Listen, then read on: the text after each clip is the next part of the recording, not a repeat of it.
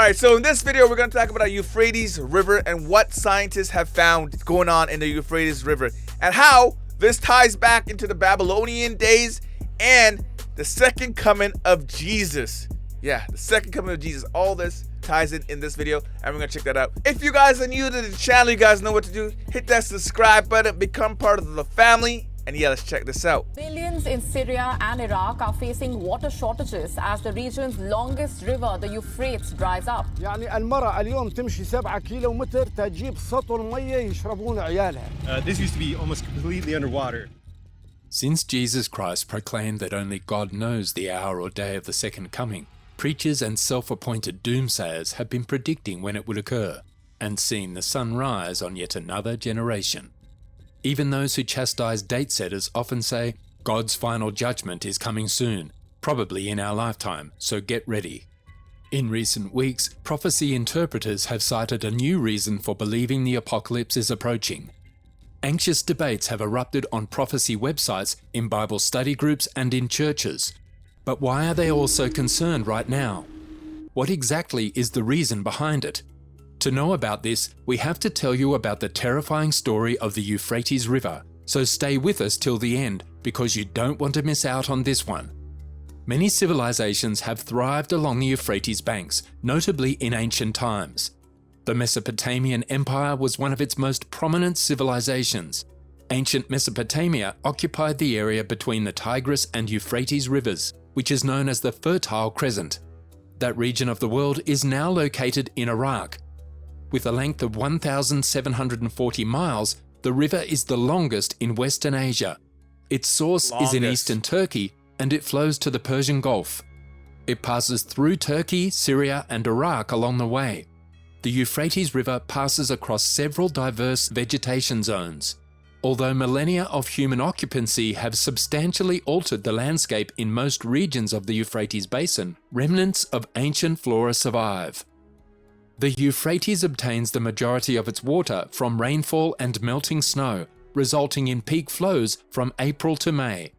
You've probably heard of Babylon. This part of the river was once a showcase of water management in Babylon. Babylon was the capital of the Great Babylonian Empire. The ruins of the city, which was founded more than 4,000 years ago as a tiny harbour on the Euphrates River, are located in modern-day Iraq. Under Hammurabi's rule, Babylon grew to become one of the most powerful cities in the ancient world. Following World War I, the borders in Southwest Asia were redrawn at the Treaty of Lausanne, 1923, when the Ottoman Empire was partitioned. The treaty required the Euphrates' three riparian governments, at the time Turkey, France for its Syrian mandate, and the United Kingdom for its Iraq mandate, to negotiate a mutual agreement on the use of its water and the construction of any hydraulic infrastructure.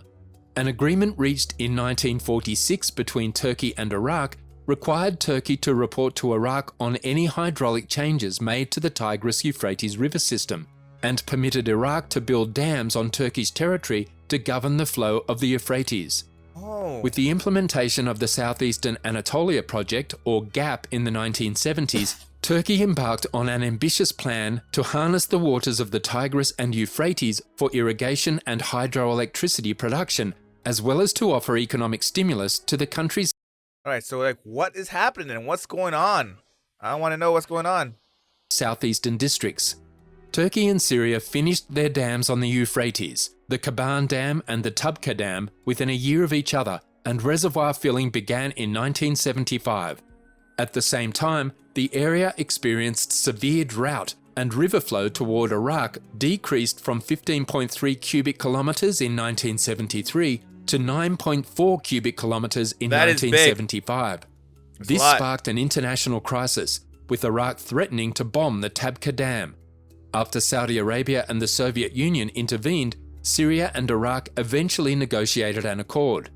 The development of dams and irrigation schemes on the Euphrates has had a tremendous impact on each riparian country's ecology and society. Since then, dams built as part of GAP in both the Euphrates and Tigris basins have impacted 382 villages, and about 200,000 people have been relocated elsewhere.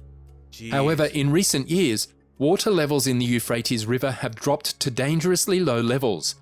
The flow rate from Turkey into Syrian territory is. So is this because of the dams that they're building? That's why it's dropping so much? Like, I feel like they need to, I don't know, re-divert the water, or open the dams, let the water through. I know they probably have the dams up for power and stuff like that, electrical power, but still, if it's causing this much of an issue, just open the damn dams. Is less than 200 cubic meters per second, which is less than half of the amount agreed upon by the two nations in 1987. Recent photographs taken along the Euphrates River's banks show that a substantial portion of the river has dried up. Wow. These places, which were formerly vital to the region's survival, have now devolved into desert lands. Images obtained at the Rojava Dam, Tishrin, Syria's second largest dam on the Euphrates River, reveal that the river's waters have substantially fallen. The Turkish state, which has been exploiting the Euphrates as a weapon against the Syrians for years, effectively cuts off the flow of water into Iraq and Syria. Turkey is supposed to deliver 500 cubic meters of water per second to Syria, according to the agreement struck in 1987 between the administrations of Damascus and Ankara. To know what's going on. However, the invading state is not abiding by the agreement, now delivering barely 200 cubic meters of water per second. The negative consequences of diminishing waters are clearly seen on the land. Water levels in Syria's dam lakes have plummeted as a result of the water cuts, while electrical output and supply to the region have reduced. Furthermore, the amount of agricultural land on the Euphrates banks is shrinking. Most critically, access to safe drinking water has grown increasingly problematic. So basically, from my understanding, this is because of Turkey. Because Turkey, they kind of dammed it up and they're not letting the water go through. This is something that's going to start a fight or a war over this. I'm telling you, this is what's going to happen. If Turkey doesn't let the water through, they're going to start a fight or a war over this. This scenario is producing serious health issues. The Autonomous Administration of North and East Syria warned that the Turkish state's goal of reducing the Euphrates River's levels will generate humanitarian crisis in the region, threatening 9 million Syrians who live along the river. The dam's administration of North and East Syria have urged the international community and human rights organizations to put a stop to Turkey's provocative actions. However, concerns have been raised about the old river's rapid drying, and the dropping water levels have concerned geological scientists, leaving them perplexed and anxious about what is creating this frightening crisis. The UN has also warned that the Mediterranean will face increasingly severe heat waves. According to the Global Climate Danger Index, Syria is one of the nations most at risk, with Lake Assad suffering as a result of this cycle. Because there are just a few logical explanations for why the river is drying up, people have assumed that this occurrence is related to the biblical book of Revelation. No! Surprisingly, fewer people are surprised by the development since they believe it was inevitable because the Bible mentions it. What frightens people the most is that the Bible's prophecy of the end of the world is becoming a reality right before their eyes. Many people believe that key passages in the apocalyptic book of Revelation reveal evidence of Iraq's relevance in end-of-the-world scenarios. The Euphrates River is mentioned in the book of Revelation in chapter 16. According to the chapter, the sixth angel poured out his bowl on the great river the Euphrates, and its water was dried up, so that the way would be prepared for the kings from the east. According to this scripture, the sixth angel poured his bowl on the Euphrates River. The bowl's contents caused the river to dry up. Prior bowl judgments have either polluted or destroyed the majority of the world's water. This judgment is not about tarnishing or removing the use of this water. Rather, it appears to be about dismantling a defensive barrier in order to make way for invading kings from the east. The Euphrates is referred to as the Great River 5 times in the Bible.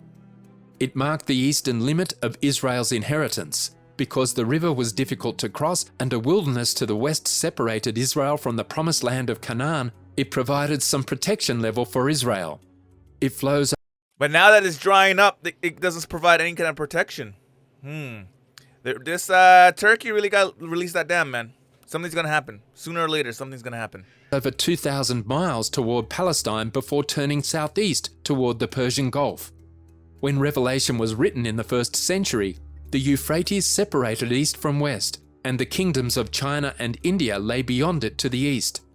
Centuries before, Cyrus of Persia's army conquered Babylon by diverting the Euphrates River, which ran through the city.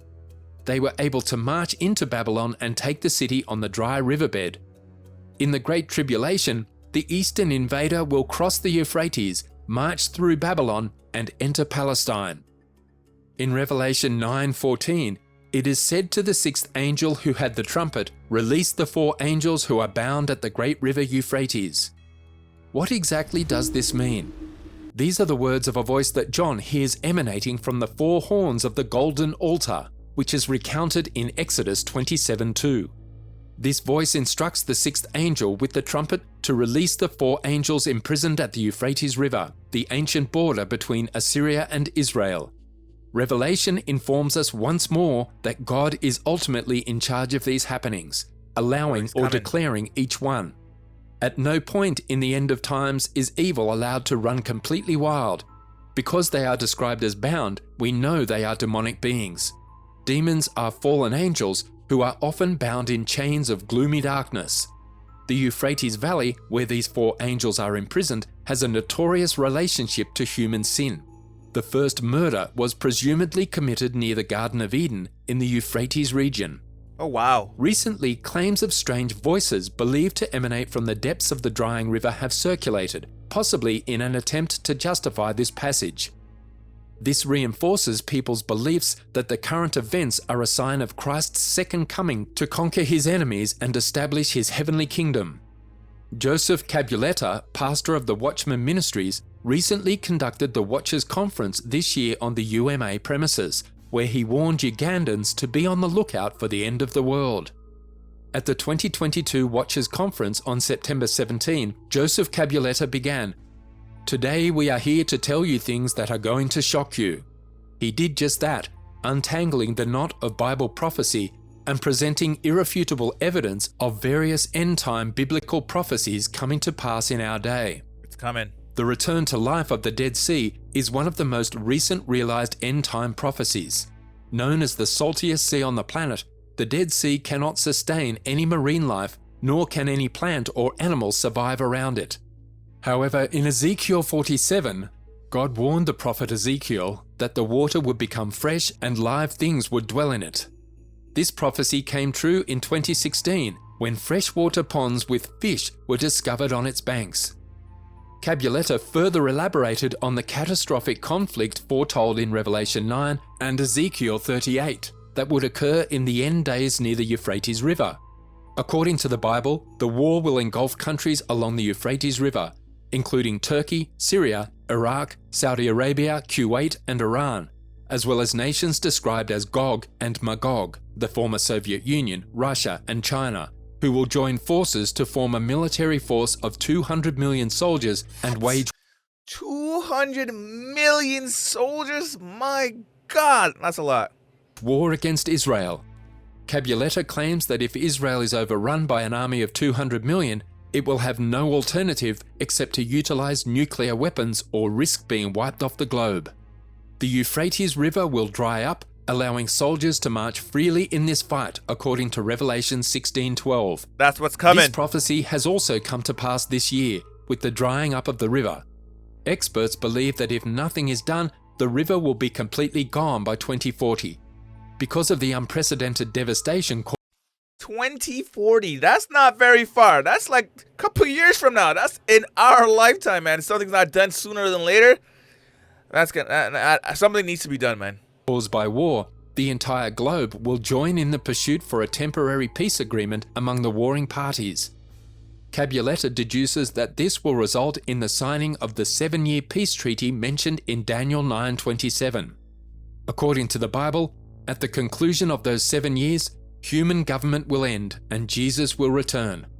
People have begun to express their concerns, stating that they never expected to see revelations genuinely make sense.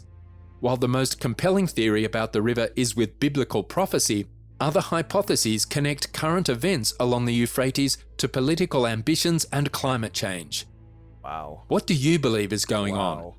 That is crazy, man. Like, for real. Jeez.